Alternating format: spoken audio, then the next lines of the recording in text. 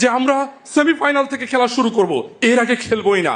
তাদের জ্ঞাতার্থে জানাতে চাই, ব্রাজিল ফাইনালি খেলেছে 7 বার, আপনারা সেমিফাইনালে 7 বার যাইতেই পারেন নাই। এই হচ্ছে আপনারা। এরপর তারা বলে গেছেন ব্রাজিল তো 5 বার বিশ্বকাপ জিতেছে, তাতে হয়েছেটা কি? এই 5 বারের 3টাই তো জুলেরিমে ট্রফি। আপনাদের কাছে প্রশ্ন, এই যে 5 বারের 3টাই জুলেরিমে ট্রফি, ওই ট্রফিগুলোতে আপনারা কি খেলেন নাই? আপনারা কি ডাগআউটে বসেছিলেন? আমার উত্তরটা আমিই দিচ্ছি, ওনারা খেলেছিলেন। ওনারা ওই 3 বারের 3বারই খেলেছিলেন।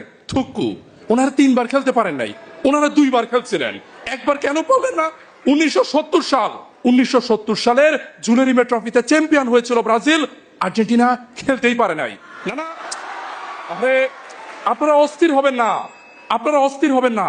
আপনারা ভাববেন না যে আর্জেন্টিনার কোনো খেলোয়াড় মনে পায়ে ব্যথা পেয়েছিল। ঘটনা সেটা না। ঘটনা দক্ষিণ আমেরিকাতে বাছাই পর্ব হয়েছিল, বাছাই পর্বে ওনারা বিদায়, বাছাই পর্বেতে ওনারা বিদায়। এরপর আসেন 1962 বিশ্বকাপ।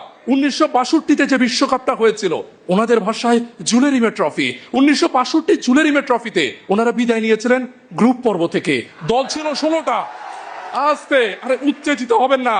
দল ছিল মাত্র 16টা। 16টার মধ্যে তারা 10ম হয়েছেন। অভিনন্দন, 10তম হয়েছেন, অনেক ভালো।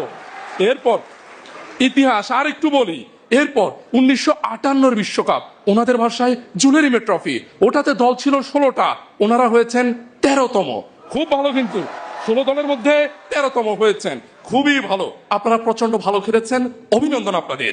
এরপর তাদেরকে প্রশ্ন করেছিলাম একটু কষ্ট করে মেসি আর ম্যারাডোনা ছাড়া কয়েকজন খেলোয়াড়ের নাম বলেন। ওনারা এতই ফুটবল ভক্ত যে 1978 সালে আর্জেন্টিনাকে যে খেলোয়াড়টা জিতিয়েছিল মারিও কেম্পেস, তার নামটাও মাথায় আসে নাই, এতটাই ভালো ভক্ত। এরপর থাক, ওনাদের বিপক্ষে আর কিছু বলবো না। শুধু একটা প্রশ্ন করে গিয়েছিলেন, VAR তো তখন ছিল না, তখন তো অফসাইড ছিল না।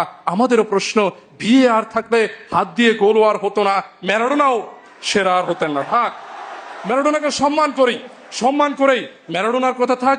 এবার ব্রাজিলের কথা কিছুটা বলা যাক। ব্রাজিলে একটা বাচ্চা যখন জন্ম নেয়, তার সাথে জন্ম সনদের পাশাপাশি একটা ফুটবল ধরিয়ে দেওয়া হয়।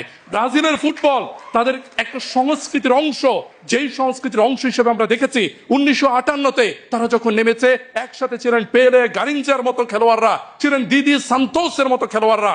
পরবর্তীতে 1962, 58-র পরের বিশ্বকাপে টানা একই দল নিয়ে আবারও ব্রাজিল চ্যাম্পিয়ন হয়। পরবর্তীতে 62-র পরের বিশ্বকাপে কিছুটা ভরাডুবি হওয়ার পর 1970-এ পেলের নেতৃত্বে আবারও ব্রাজিল বিশ্বকাপ জয় করে। অতঃপর আপনারা এই দশকে ফিরে আসতে হবে অবশ্যই। রেফারিও বোঝা যাচ্ছে পেনাল্টি দিতে দিতে অভ্যাস খারাপ হয়ে গেছে এদের। আমরা কিছু মনে করব না। 1982-র বিশ্বকাপ, 1986-র বিশ্বকাপ, 82 এবং 86-র বিশ্বকাপে ব্রাজিল কাপ জিতেনি। কিন্তু কাপ না জিতলো তাদের 2 খেলোয়াড় জিকো এবং সক্রেটিস। জিকো এবং সক্রেটিসের খেলা আজও মানুষদের মনে আছে। পরবর্তীতে রেফারি ষড়যন্ত্র করে বলতেছে এই দশকে ফিরে আসছি 2002-এর বিশ্বকাপে। এখন যেমন নেইমার দাঁড়াতে পারছেন না 2 পায়ে, ঠিক একই ভাবে গতি দিয়ে খেলতে পারতেন না রোনালদো নাজারিও। কিন্তু রোনালদো নাজারিও গতি দিয়ে না খেলতে পারলেও ছিলেন একজন সেরা ফিনিশার।